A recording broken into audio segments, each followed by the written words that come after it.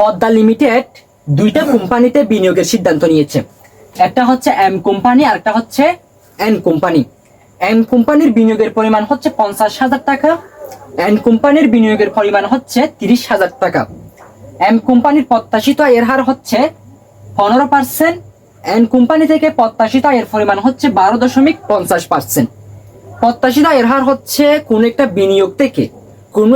বিনিয়োগ থেকে যেই পরিমাণ আয় হবে এটা প্রত্যাশা করা হয়, সেটাই হচ্ছে প্রত্যাশিত আয়ের হার।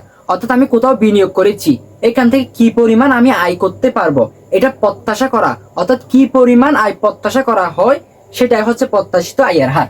তো প্রশ্নের মধ্যে বলতেছে প্রত্যাশিত আয়ের হার 12% হলে, অর্থাৎ 12% যদি আমি আয় আশা করি, অর্থাৎ বিনিয়োগ থেকে যদি আমি 12% আয় আশা করি, তাহলে পোর্টফোলিও বিনিয়োগের যুক্তিকতা বিশ্লেষণ করো। পোর্টফোলিও বিনিয়োগ কি? অর্থাৎ একাধিক প্রকল্পে বিনিয়োগ করার নীতি হচ্ছে পোর্টফোলিও বিনিয়োগ। অর্থাৎ একাধিক প্রকল্প, আমাদের যে বিনিয়োগের অর্থটা রয়েছে সেটা একাধিক প্রকল্পে বিনিয়োগ করা হচ্ছে পোর্টফোলিও বিনিয়োগ। পোর্টফোলিও বিনিয়োগ করা হয় ঝুঁকি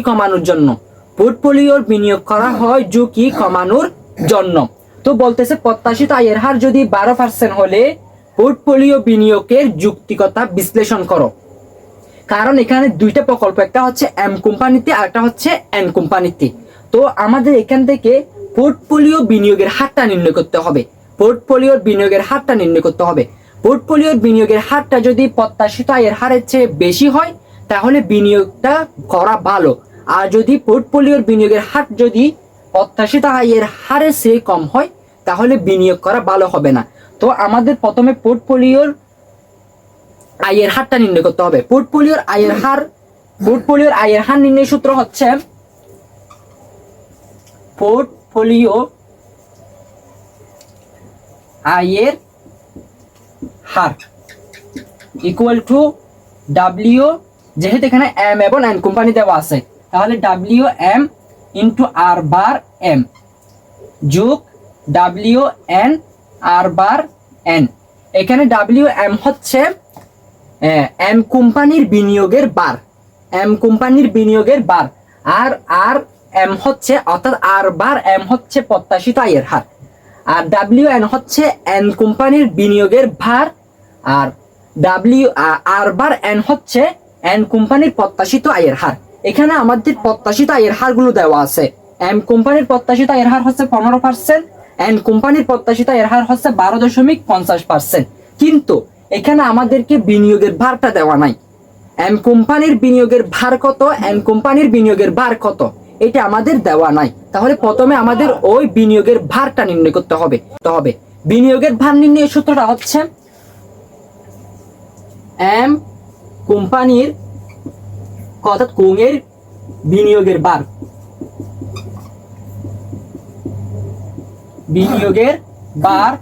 ইকুয়াল টু তাদের বিনিয়োগের পরিমাণ কত। এম কোম্পানির বিনিয়োগের পরিমাণ হচ্ছে 50,000 টাকা, এম কোম্পানির বিনিয়োগের পরিমাণ হচ্ছে 50,000, তাহলে উপরে বসবে আমাদের 50,000 টাকা। আর মোট বিনিয়োগ কত? এখানে এম কোম্পানির বিনিয়োগ হচ্ছে 50,000, এন কোম্পানির বিনিয়োগ হচ্ছে 30,000, মোট বিনিয়োগ হচ্ছে আমাদের 80,000। 50,000 আর 30,000 যোগ করলে হয় 80,000। মোট বিনিয়োগ, অর্থাৎ দুইটা কোম্পানির মোট বিনিয়োগের পরিমাণ হচ্ছে 80,000। তাহলে উপরে বসবে ওই কোম্পানির বিনিয়োগের পরিমাণটা আর নিচে বসবে মোট বিনিয়োগের টাকাটা। তাহলে মোট বিনিয়োগের টাকা হচ্ছে 80,000, মোট বিনিয়োগের টাকা হচ্ছে আমাদের 80,000। আর এম কোম্পানির বিনিয়োগের পরিমাণ হচ্ছে 50,000 টাকা, সেই জন্য এম কোম্পানির টাকাটা আমরা উপরে বসিয়েছি আর মোট বিনিয়োগের টাকাটা আমরা নিচে বসিয়েছি। এখন 50,000কে যদি আমরা 80,000 দিয়ে ভাগ করি তাহলে আমাদের পরিমাণটা আসবে হচ্ছে 50,000 ভাগ 80,000। এটা আসতেছে 0.625। তাহলে অর্থাৎ এম কোম্পানির বিনিয়োগের ভারটা হচ্ছে 0.625। এবার আমরা এন কোম্পানির বিনিয়োগের ভারটা নির্ণয় করব। এন কোম্পানির বিনিয়োগের ভার ইকুয়াল টু, এন কোম্পানির বিনিয়োগের টাকাটা কত? এন কোম্পানির বিনিয়োগের টাকা হচ্ছে আমাদের 30,000, তাহলে উপরে বসবে আমাদের 30,000 আর নিচে বসবে হচ্ছে মোট টাকাটা 80,000। এখন আমরা যদি এটা ভাগ করি তাহলে টাকাটা আসবে হচ্ছে আমাদের 30,000 ভাগ 80,000। তাহলে টাকাটা আসবে 0.375, 0.375। এটা হচ্ছে আমাদের এন কোম্পানির বিনিয়োগের বার, এন কোম্পানির বিনিয়োগের বার। আর এম কোম্পানির বিনিয়োগের বার হচ্ছে আমাদের 0.625। আর এম কোম্পানির প্রত্যাশিত আয়ের হার হচ্ছে 15%, এন কোম্পানির প্রত্যাশিত আয়ের হার হচ্ছে 12.50%। এখন আমরা পোর্টফোলিওর আয়ের হারটা নির্ণয় করব। পোর্টফোলিওর আয়ের হারটা যদি প্রত্যাশিত আয়ের হারের চেয়ে বেশি হয় তাহলে বিনিয়োগ করা যৌক্তিক, আর যদি কম হয় বিনিয়োগ করা যৌক্তিক নয়। তাহলে এখন আমরা যদি এখানে পোর্টফোলিও আয়ের হারটা নির্ণয় করি, এটা সূত্র হচ্ছে এটা ডাব্লিউ এম আর বার এম যোগ ডাব্লিউ এন আর বার এন। এখন আমরা বসাবো এখানে ডাব্লিউ এম অর্থাৎ এম কোম্পানির বিনিয়োগের বার কত, 0.625। আর এম কোম্পানির প্রত্যাশিত আয়ের হার হচ্ছে 15% গুণ 15 যোগ এন কোম্পানির বিনিয়োগের বার হচ্ছে 0.375, 0.375, 0.375 ইন্টু এন কোম্পানির প্রত্যাশিত আয়ের হার হচ্ছে 12.50%। এন কোম্পানির বিনিয়োগের প্রত্যাশিত আয়ের হার হচ্ছে 12.50%। অর্থাৎ আমাদের এম কোম্পানির বিনিয়োগের বার আমরা এখানে নির্ণয় করেছি 0.625। তাহলে এম কোম্পানির বিনিয়োগের বার 0.625। এম কোম্পানির প্রত্যাশিত আয়ের হার হচ্ছে 15%, এই 15% এখানে আমরা গুণ করেছি যোগ এন কোম্পানির বিনিয়োগের বার হচ্ছে 0.375 গুণ এন কোম্পানির প্রত্যাশিত আয়ের হার হচ্ছে 12.50%। এবার আমরা এই দুটোটা গুণ করব, তারপর যোগ করব। 0.625 গুণ 15%, এটা আসবে 9.375 যোগ 0.375 গুণ 12.50, এটা আসবে 7.687।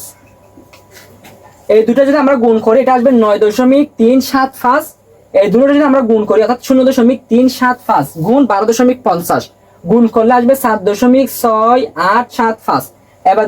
এবার এই দুটো যদি আমরা যোগ করি অর্থাৎ 9.375 যোগ 7.687, এই দুটো যদি আমরা যোগ করি এটা আসবে 14.062%।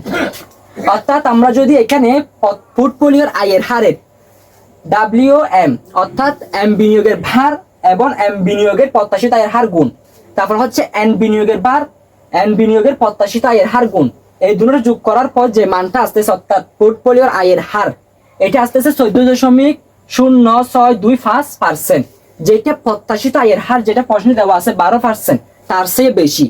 পোর্টফোলিওর আয়ের হার যদি প্রত্যাশিত আয়ের হারের চেয়ে বেশি হয় তাহলে সেখানে বিনিয়োগ করা যৌক্তিক, আর যদি পোর্টফোলিওর আয়ের হার প্রত্যাশিত আয়ের হারের চেয়ে কম হয় সেখানে বিনিয়োগ করা যৌক্তিক নয়। যেহেতু আমাদের এখানে পোর্টফোলিওর আয়ের হার 14.062%, যেটা 12%-এর চেয়ে বেশি, সুতরাং পদ্মা লিমিটেড এম এবং এন কোম্পানির দুইটাতে বিনিয়োগ করা অর্থাৎ পোর্টফোলিও বিনিয়োগ করা এটা যৌক্তিক। এটাই হচ্ছে আমাদের এই প্রশ্নের উত্তর। অর্থাৎ এখানে বিনিয়োগ করা যৌক্তিক কারণ পোর্টফোলিও আয়ের হারটা প্রত্যাশিত আয়ের হারের চেয়ে বেশি।